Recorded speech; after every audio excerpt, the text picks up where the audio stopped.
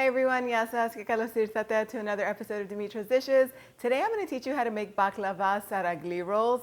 These flaky, ruffled baklava rolls are filled with a spiced nut mixture. You can fill them with a variety of nuts and I'll go over them when we're making them. These are crispy on the outside, buttery as baklava usually is. And then they're soaked with a sweet honey syrup. Let me show you how easy it is to make these at home. Let's get started. Okay, as always, when we have a syrup-based dessert, we are going to begin by making the syrup. So in my saucepan over here, I'll add 2 cups of granulated sugar, 1.5 cups of water, and 1 cinnamon stick. This is going to go over the heat and cook over medium heat until it comes to a boil and that sugar has completely dissolved. Turn the heat off and stir in 1 teaspoon of pure vanilla extract and let this cool completely.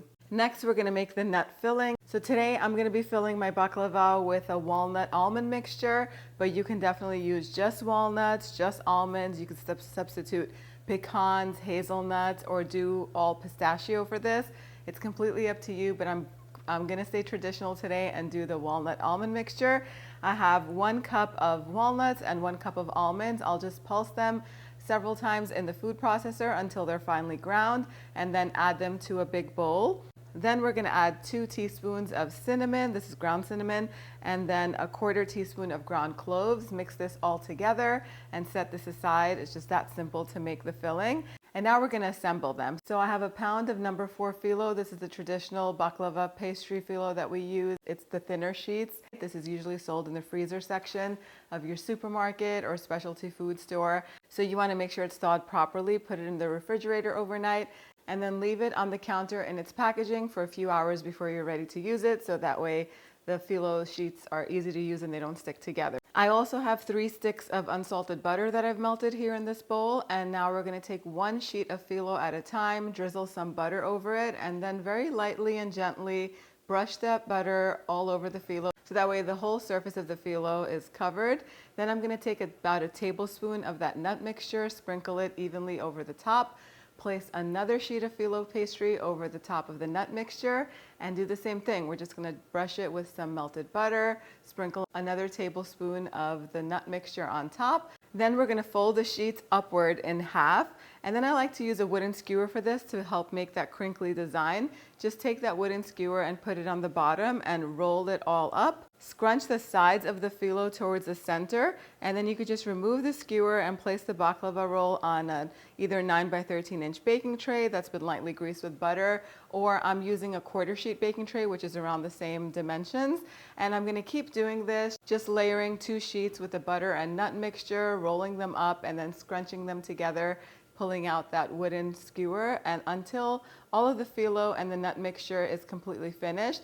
The tray should be full with baklava rolls at this point. I like to fill the edges in too, so that way we have plenty of baklava, none of it goes to waste.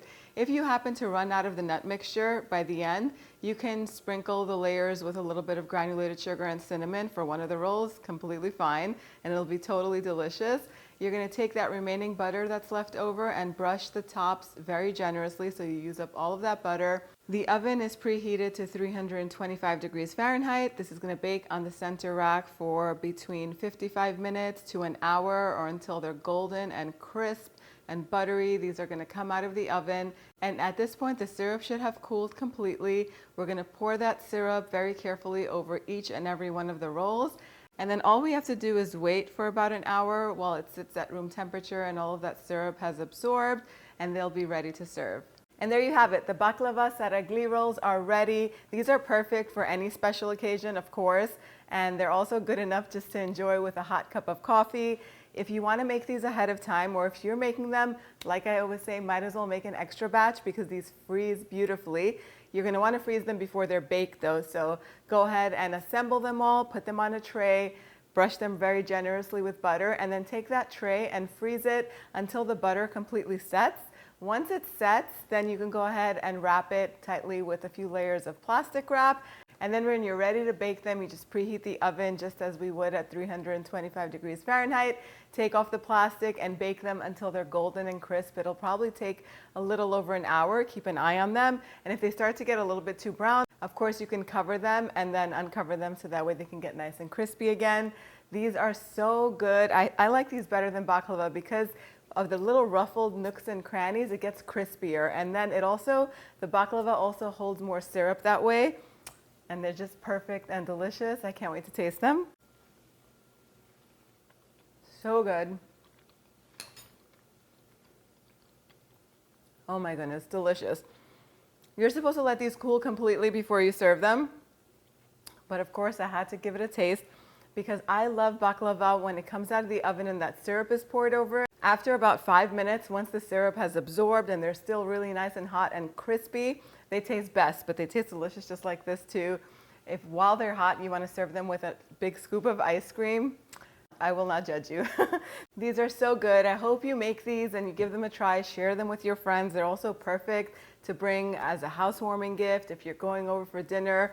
My mom always told me whenever I'm invited somewhere, never go there empty-handed. The best thing to bring, in my opinion, is something that's handmade and delicious that they can enjoy with a cup of coffee the next day and just remember you.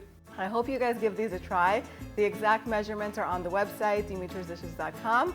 Thank you so much for spending time with me today. I'll see you all next time. Yasas.